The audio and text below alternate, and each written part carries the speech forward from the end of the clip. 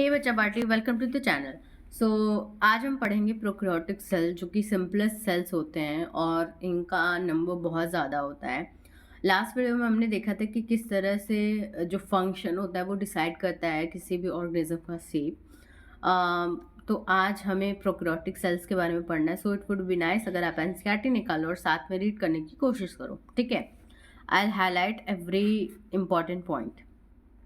The prokaryotic cells are represented by bacteria, blue-green algae, mycoplasma and PPLO.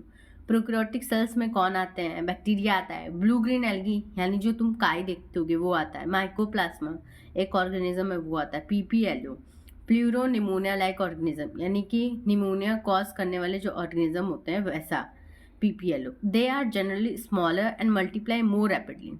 Prokaryotic cells के बारे में बता रहा है कि वो छोटे होते हैं, आमतौर पर क्या होते हैं, छोटे होते हैं, मल्टीप्लाई करता है बहुत तेजी से, more rapidly than the eukaryotic cells. मतलब छोटे तो होते हैं लेकिन बहुत तेजी से अपना नंबर बढ़ा लेते हैं। They may vary greatly in shape and size, मतलब उनका जो आकार है, जो साइज है वो छोटा हो सकते हैं, बड़े हो सकते हैं, ठीक है। बहुत छोटा बैक्टीरिया हो सकता है, बहुत बड़ा बैक्टीरिया हो सकता है, लेकिन बहुत में बहुत ज़्यादा नहीं होता। The 4 basic shapes of bacteria. अब 4 तरह के बैक्टीरिया देखने को मिलते हैं आमतौर पे। बैसिलस, बैसिलस ऐसा बैक्टीरिया होता है जो कि रॉड जैसा होता है, सिलिंड्रिकल होता है, ठीक है। कॉकस ऐसा बैक्टीरिया होता है जो कि स्फेरिकल, ऐसा गोल सा होता है, ठीक है, लेकिन स्फीयर जैसा। विब्रियो जो कॉमा जैसा होता है, कॉमा जो होता है आपका, ठीक है, वैसा होता है। स्पिरलम जो स्पाइरल जैसा होता है कुछ भी, ठीक है, स्पाइरल बेसिकली जो स्पाइरल होता है।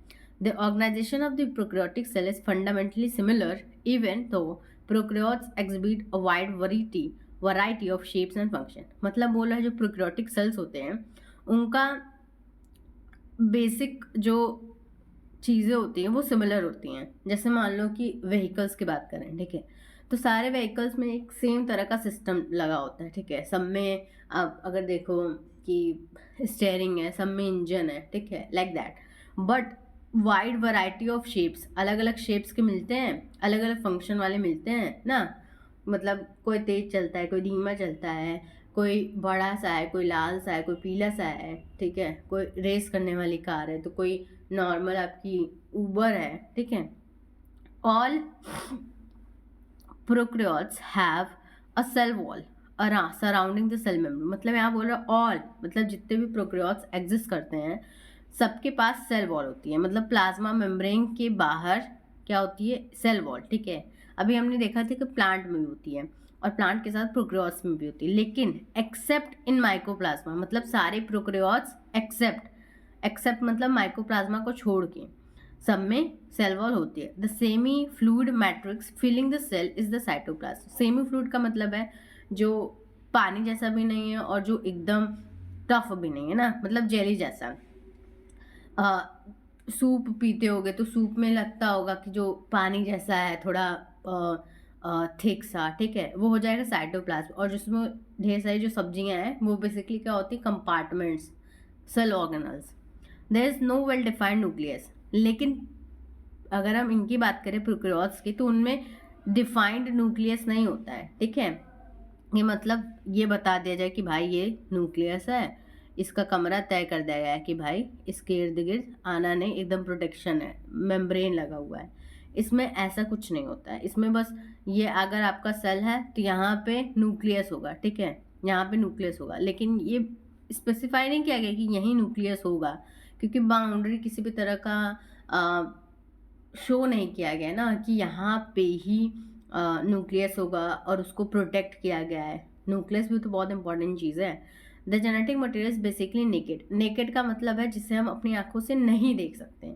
तो इसका जो जेनेटिक मटेरियल यानी डीएनए जो होता है वो नेकेड होता है, उसको हम अपनी आंखों से नहीं देख सकते। Not enveloped by a nuclear membrane, ना ही इस न्यूक्लियस के अंदर न्यूक्लियर मेम्ब्रेन होता है, ठीक है। जैसे बोले ना ये न्यूक्लियर मेम्ब्रेन है, तो न्यूक्लियर मेम्ब्रेन नहीं होता।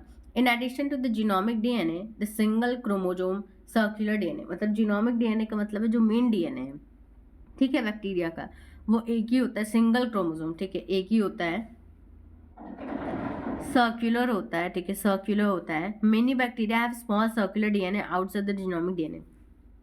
कई बैक्टीरिया ऐसे होते हैं जिनके पास क्या होता है, मेन क्रोमोसोम तो होता है, ठीक है, मेन डीएनए तो होता है। जैसे मान लो ये कोई बैक्टीरिया है, इसमें मेन डीएनए है इसके पास ऑलरेडी, लेकिन कई बैक्टीरिया ऐसे होते हैं जिनके पास ये वाला डीएनए तो होता है, लेकिन इसके साथ में many bacteria have small circular DNA outside the genomic DNA.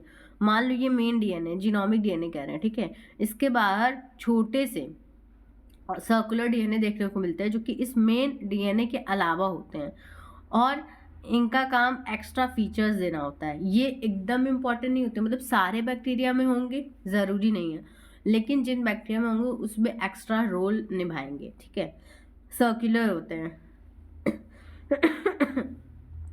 These smaller DNA are called plasmids, ठीक है, ये जो छोटे डीएनए होते हैं जो गोल से होते हैं उन्हें प्लाज्मिड कहते हैं। The plasmid DNA confers certain unique phenotypic characters, मतलब कुछ खास कैरेक्टर्स बैक्टीरिया को देता है। फिनोटिपिक का मतलब क्या है कि लाल से काला हो गया, बेसिकली यही कि मतलब देखने में पता चलता है कि इसमें प्लाज्मिड है। फिनोटाइप का मतलब क्या होता है, एक्सटर्नल जो कैरेक्टर्स होते हैं। One such characteristic is resistance to bacteria. एक ऐसा एक कैरेक्टर होता है कि मतलब कोई दवाई पड़ रहा है उस बैक्टीरिया पे और उस पर असर नहीं हो रहा है। रेजिस्टेंस का मतलब है कि असर ना होना। यहाँ फिजिक्स वाला रेजिस्टेंस की बात नहीं कर रहे हैं। In higher classes you learn that this plasmid DNA is used to monitor bacterial transformation with foreign DNA. आगे जो क्लासेज हैं हायर क्लासेज, उसमें आप समझोगे कि इस डीएनए के हेल्प से फॉरेन डीएनए को ट्रांसफॉर्म किया जाता है, ठीक है। Nuclear membrane is found in eukaryotes. जैसा कि हमें पता है कि यूकेरियोट्स में न्यूक्लियर मेम्ब्रेन प्रेजेंट है। No organelles like the ones in eukaryote are found in prokaryotic cells. कोई भी ऑर्गेनल जो यूकेरियोट में पाया जाता है वो प्रोकैरियोट में नहीं पाया जाता, राइबोसोम को छोड़ के, और राइबोसोम सब में पाया जाता है, चाहे वो पौधा हो, चाहे बैक्टीरिया हो, चाहे वो प्लांट हो, कुछ भी हो, सब में राइबोसोम पाया जाएगा बिना मेम्ब्रेन के। Prokaryotes have something unique in form of inclusion. Prokaryotes की बात सुनो कि इनके पास कुछ खास है, जिसे क्या कहा जा रहा है, इंक्लूजन कहा जा रहा है। इंक्लूजन क्या है, बेसिकली स्टोरेज एरिया है, ठीक है। इंक्लूजन क्या है, स्टोरेज एरिया है। इनके पास एक खास स्टोरेज एरिया होता है, उसे ये इंक्लूजन कहते हैं, इंक्लूजन बॉडी। और specialized differentiated form of cell membrane called mesosome is the characteristic of prokaryotes. और क्या खास बात होती है प्रोकैरियोट्स की कि इनकी जो सेल मेम्ब्रेन होती है वो अलग तरह से काम करती है, ठीक है, वो अंदर की तरफ मुड़ जाती है और अलग तरह से अलग अलग फंक्शंस परफॉर्म करती है। तो उसे क्या कहते हैं, मेसोसोम कहते हैं। मतलब ऐसा सेल मेम्ब्रेन जो डिफरेंशिएट हो गया है, अंदर की तरफ मुड़ गया है, उसे मेसोसोम कहेंगे, जो अलग अलग काम करेगा। They are essentially infolding of cell membrane. बता रहे ना, सेल मेम्ब्रेन की इनफोल्डिंग है, मतलब ऐसे सेल मेम्ब्रेन जो अंदर की तरफ फोल्ड हो गई है, वो है। अब यहाँ देखो, जो एक यूकेरियोटिक सेल है वो 10 से 20 माइक्रोमीटर का है, मतलब बड़ा है, बड़ा देखने को मिल रहा है। जो बैक्टीरिया वो 1 से 2 माइक्रोमीटर का है, लेकिन जो पीपीएलओ है जो अभी हम देखे थे पहले, ठीक है, वो 0.1 माइक्रोमीटर का, मतलब और छोटा। और वायरसेस जो होते हैं जिनके बारे में अभी हमने बात नहीं की है, वो तो बहुत ही ज़्यादा छोटे होते हैं, बैक्टीरिया से कई ज़्यादा छोटे होते हैं, ठीक है। अब हम देखते हैं नीट की important lines. I was highlighting everything and then I realize कि सारा ही इसमें इम्पॉर्टेंट है, ठीक है। मैंने ये सब हाईलाइट तो कर दिए हैं, लेकिन इधर का सारा ही इम्पॉर्टेंट है, सारा का सारा, ये सब, ये सारा, तो सब ही इम्पॉर्टेंट है।